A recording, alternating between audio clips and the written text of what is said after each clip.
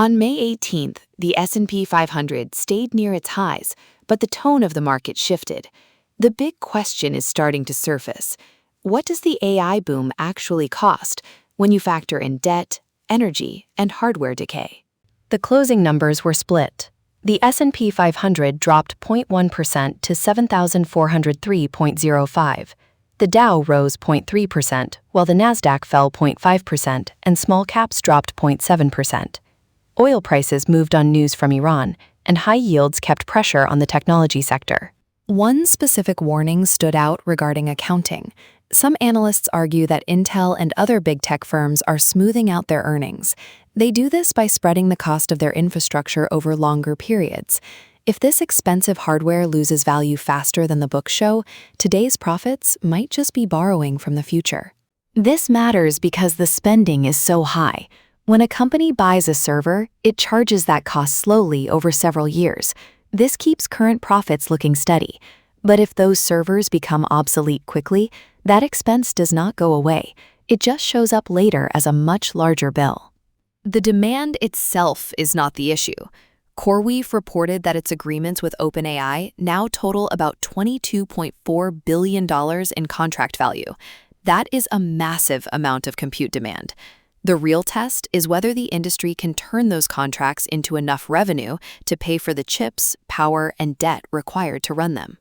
We saw similar caution in the storage market. Seagate shares fell after its CEO declined to rush into building new factories. He noted that expanding too fast could lead to extra capacity the company might not need in a few years. It shows that management is worried about the risks of overbuilding. The bond market is adding another layer of difficulty. Treasury yields near the 5% zone make every long-term project more expensive. These AI data centers are massive capital investments.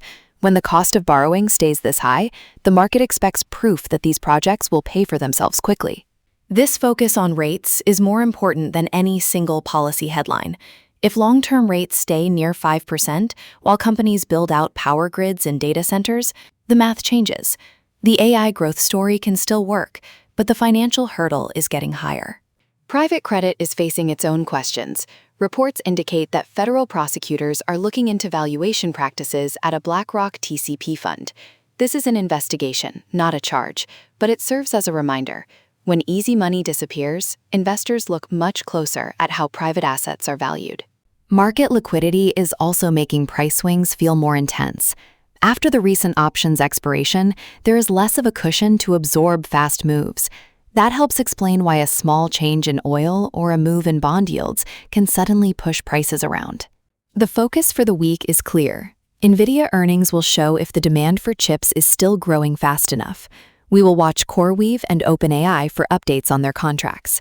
Storage companies will show if they can stay disciplined with capacity.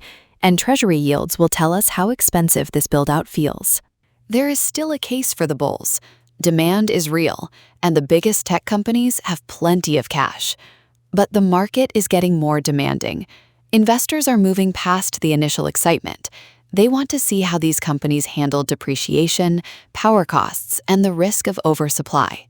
The takeaway from May 18th is that the cost of the AI boom is finally coming into view. Accounting choices, massive contracts, and high interest rates are all part of the same picture. The question now is whether the returns can keep up with the bill before the bill gets too big.